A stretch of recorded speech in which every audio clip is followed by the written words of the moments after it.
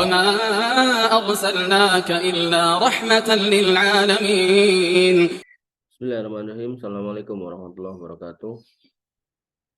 Alhamdulillah waskurulillah wala hawla wala quwata illa billah. Wassalatu wassalamu ala rasulillah wa ala alihi wa sahbihi wa mawalah wa nifitina azani Allah wa iyyakum.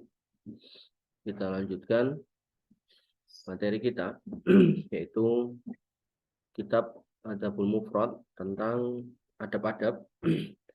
Tentu kita berharap dengan kita belajar kitab adab ini, kita kemudian akan kenal adab-adab Islam itu seperti apa. Dan jangan sampai kita kemudian mendapatkan sebutan-sebutan, katanya cah ngaji, katanya santri, tapi nggak punya adab gitu kan. Nah, maka kita harus kenal itu, karena nggak semua yang disebut adab dalam masyarakat kita atau dianggap adab dalam masyarakat kita itu sesuai dengan adab dalam Islam gitu. Sehingga kita harus kenal dulu adab Islam itu apa, baru di situ itulah yang kita terapkan. Insya Allah adab Islam ini secara fitrah hati nurani manusia itu bisa diterima oleh semua kalangan atau lapisan. Ya, sebagaimana Nabi SAW itu diterima oleh musuh dan lawan, kalau dari sisi akhlak atau adab itu diterima gitu. Tapi ketika beliau ngomongkan tauhid, ketika ngomongkan akidah, maka tentu ditolak di situ. Maka penolakan Nabi SAW, penolakan orang waktu itu kepada Nabi SAW bukan karena akhlak beliau, tapi karena perbedaan prinsip dalam memahami akidah atau sisi ketuhanan. Ya, sehingga banyak atau ada yang menentang Nabi SAW, bahkan memerangi beliau SAW. Oke, kita sampai di bab 7 dengan judul Babul Uququl Walidain. Babun Uququl Walidain, yaitu bab durhaka kepada kedua orang tua. Jadi durhaka itu nggak cuma kepada ibu tok atau kepada bapak tok, tapi kepada dua-duanya, gitu kan? Kepada dua-duanya. Wa an Abdurrahman, dari Abdurrahman bin Abi Bakrah, dari Abdurrahman dari Abi Bakrah, an abihi, dari bapaknya, qala, beliau berkata, qala Rasulullah SAW, berkata atau bersabda Nabi Muhammad SAW, ala ukhbirukum bi akbaril kabair, mau nggak kamu aku kasih tahu tentang al-kabair itu dosa besar. Nah, kemudian ini akbaril kabair gitu. Ya, kalau pada pembahasan sebelumnya itu dosa besar itu ada 9, maka ini yang paling besar ya, di antara dosa-dosa besar. Salasan, yaitu Nabi SAW mengulangi 3 kali. Ala ukhbirukum bi akbaril kabair. Mau nggak kamu tak kasih tahu dosa besar yang paling besar? Nah, mau nggak kamu tak kasih tahu dosa besar yang paling besar? 3 kali beliau SAW mengulangi gitu kan. Ini menunjukkan hal yang besar, hal yang yang bahaya gitu, hal yang membahayakan, membinasakan. Dalam hadis yang lain sab'atu mubiqat gitu, 7 hal yang bisa membahayakan, memusnahkan. Qalu, nah, tabiat para sahabat tuh kalau dikasih ilmu itu senang ya. Maka mereka menjawab apa? Bala, bala ya Rasulullah. Tentu ya Rasulullah. Jadi umat Islam itu didorong atau ditekankan ketika yang dibagikan atau yang ditawarkan adalah ilmu atau pengetahuan tentang agama, maka harus bersemangat gitu kan. Bersemangat, maka itulah yang menjadi sebab kenapa kita melakukan kajian dengan metode seperti ini. Artinya kita secara offline ada, lalu kemudian bagi ikhwan-ikhwan yang jauh kita mengakses secara online, ya, baik secara real time maupun tidak real time. Real time itu artinya ya ikut tapi secara online. Kalau nggak real time itu berarti ya nanti nunggu kalau ada upload ke media yang lain secara rekaman gitu kan, nanti bisa dilihat atau ditonton gitu. Yang pertama yaitu qala, beliau bersabda, al-israku billah, yaitu melakukan persekutuan atau menyekutukan Allah Subhanahu wa taala. Menduakan Allah Subhanahu wa taala.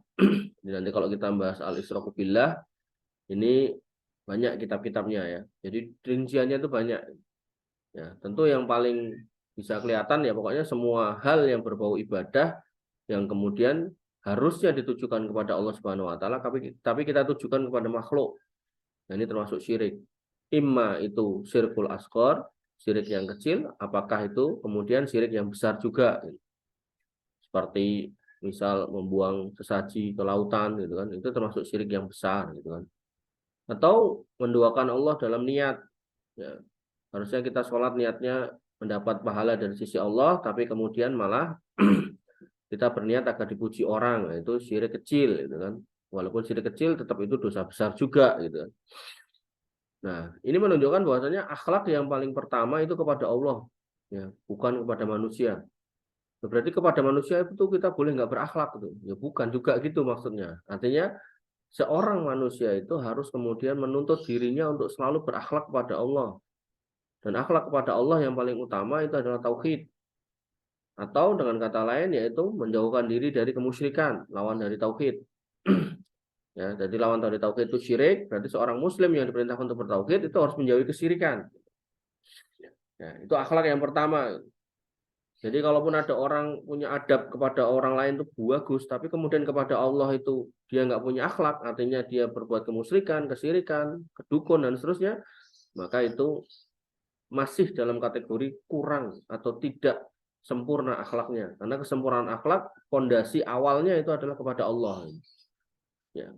Termasuk nanti ketika kita diperintahkan berakhlak kepada manusia, motivasinya itu karena perintah Allah dan Rasulnya. Gitu. Makanya kemarin kita bahas tentang bagaimana kita tetap wajib berbuat baik kepada orang tua yang sudah berbuat jahat kepada kita. Ya. Jadi bukan karena orang tuanya ini kita kemudian berbuat baik, bukan. Tapi karena Allah dan Rasulnya yang memerintahkan. Itulah fondasi akhlak yang baik, akhlak yang benar. Yaitu kita tetap harus baik sama orang tua yang berbuat dolim kepada kita karena yang memerintahkan Allah dan Rasulnya. Ya. Soal kedolimannya nanti beliau rampungkan di dunia atau kemudian dibawa di akhirat itu urusan beliau gitu ya.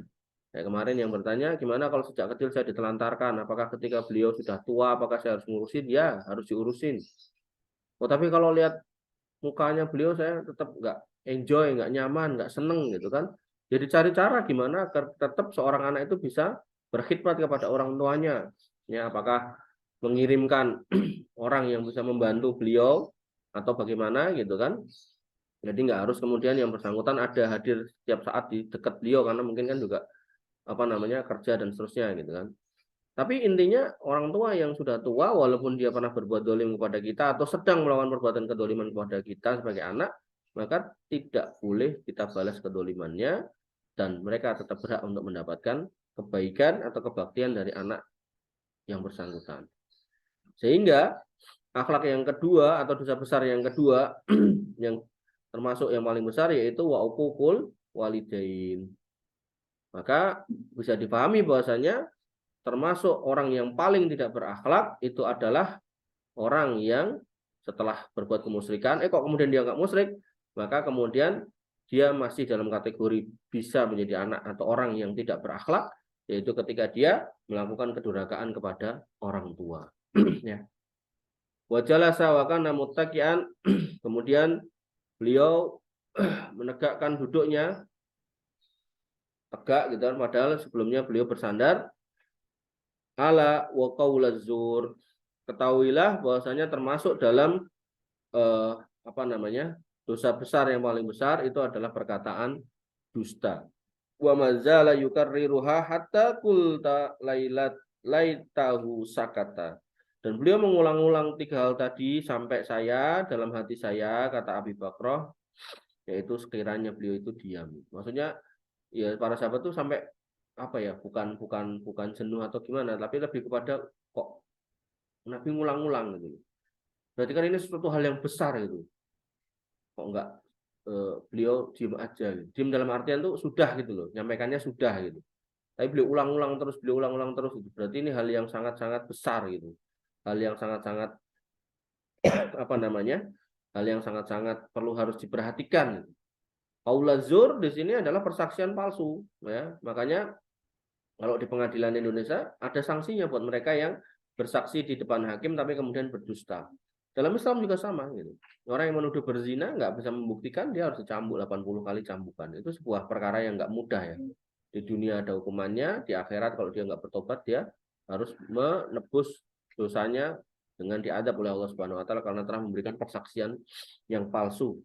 Wa nifidina azani Allah wa iyyakum. Hadis berikutnya wa anu waroda katibul Mughirah dari Warad, beliau adalah penulis dari Al-Mughirah Ibnu Syu'bah.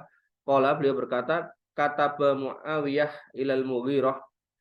Muawiyah pernah menulis surat kepada Al-Mughirah yang bunyinya adalah uktub ilayya bima sami'ta min Rasulillahi sallallahu alaihi wasallam.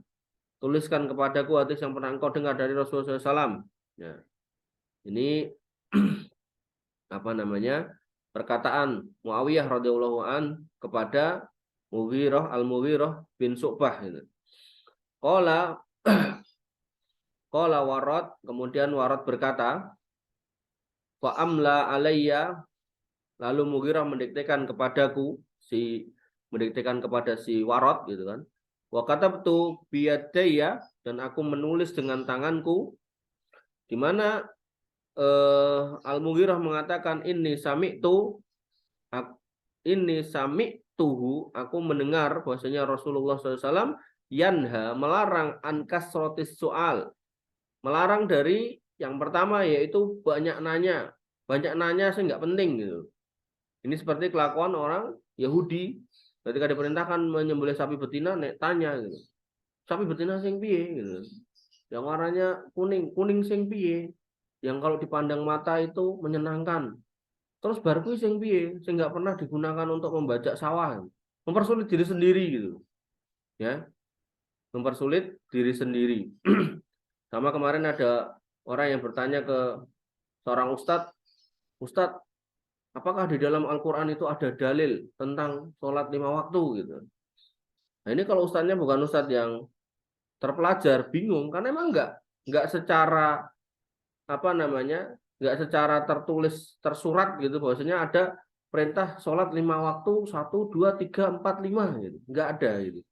Yang ada adalah ayat yang menunjukkan bahwasanya Allah itu harus disembah atau kemudian harus ditasbihi pada waktu duha, pada waktu sore, pada waktu malam itu. Yang mana kalau kita buka tafsirnya, di situ tafsirnya adalah ya waktu-waktu sholat itu gitu.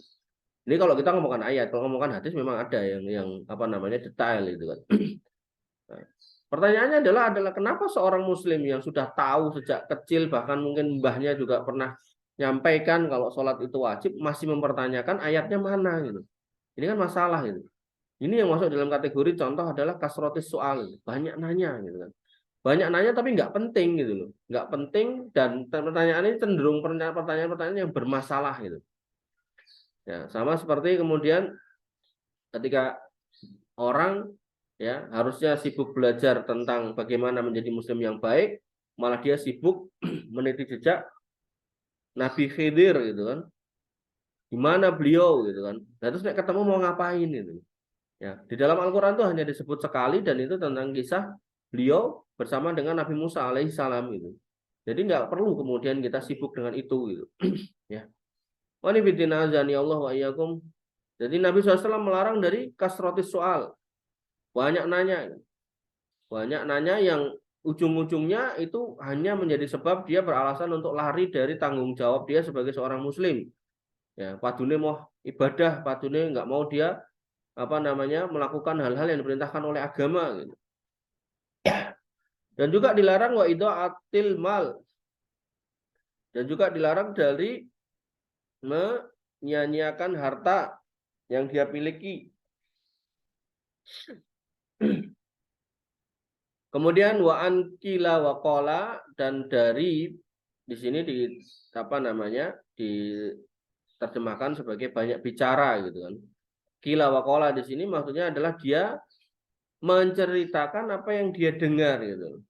Enggak semua yang kita dengar harus kita ceritakan. Dan apa yang kita dengar ketika itu berurusan dengan urusan-urusan yang memang harus dikonfirmasi, harus diklarifikasi gitu. Ya. Maka ketika kita mendengar suatu gosip, suatu isu yang nanti ketika kita sampaikan ke orang lain bisa bikin rusuh, bikin rame, maka kita harus mencari tahu benar apa enggak. Kalaupun kita enggak tahu benar apa enggak usah diceritakan. Kila wakola, misal kamu kata si dia seperti ini, si itu kata si dia seperti itu gitu. Maka ketika itu diterus-teruskan gitu kan, yang ada nanti akan menjadi fitnah gitu. Karena awal pembicaraannya menyebutkan dia adalah A, bisa jadi nanti di akhir pembicaraan dia adalah Z gitu. Karena telinga orang beda-beda, penangkapan orang beda-beda, cara menyampaikan beda-beda yang akhirnya menjadi fitnah. Ya, maka ketika kita nggak ada dalam wilayah yang harus menyampaikan sesuatu, dalam artian itu bukan wilayah kita, ya kita nggak usah kemudian terlalu banyak berbicara tentang sesuatu hal, apalagi itu bukan wilayah kita. Misal ada seorang pejabat ditangkap KPK, gitu. Lalu kemudian kita ditanyain gitu, gimana komentar kamu? Nah kalau emang itu yang nangkap pejabat itu adalah aparat, ya sudah, itu memang tugasnya. Gitu. Dan kita nggak usah komentar seolah-olah kita lebih tahu tentang apa yang terjadi gitu. Dan itu bukan wilayah kita ya. Wilayah kita adalah kita bermajelis menuntut ilmu, kemudian memperbaiki diri sehingga Allah tentukan hatta ya'tiyakal yakin, sampai Allah kemudian mendatangkan keyakinan yaitu kematian, dan menentukan di mana surga dan neraka kita ya. Qanifiddina azani Allah wa iyyakum, ini hadis yang ke-16 ya. Sehingga kalau dikontekskan terkait dengan durhaka kepada orang tua, maka di situ bahwasanya apa? Kepada orang tua ketika disuruh kita nggak usah banyak bertanya ketika memang itu hal yang mubah. Ketika memang itu hal-hal yang baik, ketika orang tua kita meminta sesuatu kepada kita, ya turutin aja. Kemudian terkait dengan menyanyiakan harta, maka ketika harta, kita punya harta, kita gunakan untuk kepentingan-kepentingan yang nggak ada urgensinya, itu bisa masuk kategori menyanyiakan. Maka ketika diberikan kepada orang tua dengan cara yang baik dan digunakan untuk kepentingan-kepentingan yang baik, maka itu insya Allah malah lebih baik. Karena hadis yang sebelumnya ya, termasuk dosa yang paling besar adalah durhaka kepada orang tua. Kalau difahami terbaliknya, berarti kalau menggunakan harta yang terbaik itu ya tentu kepada Allah yang pertama, kemudian yang kedua adalah kepada orang tua. Kemudian yang ketiga yaitu banyak bicara. Jadi kalau kemudian ke orang tua nggak usah terlalu banyak bicara. Maksudnya kalau emang nggak perlu ya nggak usah terlalu banyak bicara. Untuk kalau bahasa di Jawa itu cerigis itu. Jadi anak kok cerigis, cerewet gitu, cerewet tapi nggak penting gitu. Tapi kalau cerewetnya cerewet bagus, ya itu ngasih tahu yang baik-baik, maka itu insya Allah bagus.